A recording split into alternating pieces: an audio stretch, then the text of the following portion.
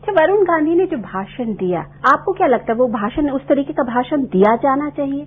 मैंने जो अभी भाषा संयम की बात की है ना, वो सब पर लागू होती है, और मैंने बार बार कहा कि वो सब पर लागू होती है। जहां तक भाषा के संयम का सवाल है, संयमित भाषा का इस्तेमाल सबको करना चाहिए, ये मैं कह रही हूं। लेकिन जो कुछ वरुण जी के साथ बाद में हुआ, इलेक्शन कमीशन ने किया, मायावती ने किया, क्या वो स्वीकार्य होना चाहिए? कि मुख्तार अंसारी तो चुनाव लड़ सकते हैं, अतीक अहमद चुनाव लड़ सकते हैं, तस्लीमुद्दीन चुनाव लड़ सकते हैं, शहाबुद्दीन चुनाव लड़ सकते हैं, उनको तो इलेक्शन कमीशन सलाह नहीं देगा, लेकिन हमें कहेगा कि वरुण गांधी को कैंडिडेट मत बनाओ। क्या ये दोहरा मापदंड नहीं है? क्या ये छद्म धर्मनिरपेक्षता नहीं है? मायावती मुख्तार अंसारी को गरीबों का मसीहा कह रही हैं और वाराणसी से अपना उम्मीदवार बना रही हैं, और वरुण गांधी पर रासुका लगा रही हैं। ये कैसे स्वीकार्य होगा? तो ये जो दोहरे मापदंड है, इश्यू उससे बना है, ये मुद्दा उससे बना है, और वो प्रतिक्रियाएं हो रही हैं। वरुण गांधी को आप कैसे देखते हैं अपनी पार्टी के अंदर? आप उनके एक बार अगर जो भी डिसीजन उनके ऊपर होता है उसके बाद आप उनका क्या रोल देखती है? Will he play a very important role in your party? ये रोल क्या, अगर वो जीत कर आएंगे तो सांसद होंगे।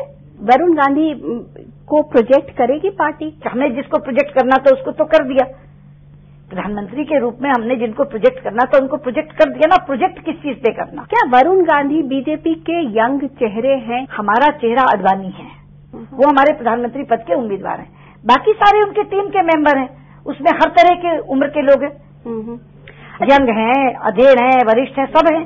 सुषमा जी, ये बताइए कि थर्ड फ्रंट या फोर्थ फ्रंट पे आपका क्या व्यू? आपको क्या लगता है कि थर्ड, ये जो एक कॉम्बिनेशन बना है लालू, मुलायम, रामविलास का, और 120 सीटों पर ये कह रहे हैं कि हम इम्पोर्टेंट रोल प्ले करेंगे, how do you see them? देखिए, fourth front is a non starter, और थर्ड फ्रंट जन्म ही नहीं ले पा रहा।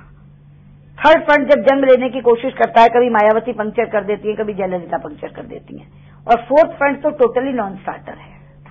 एक सवाल ये कि प्रवीण महाजन की कुछ उनकी किताबों का एक किसी अखबार में ये छपा, उन्होंने प्रमोद महाजन जी के लिए तमाम बातें कही हैं।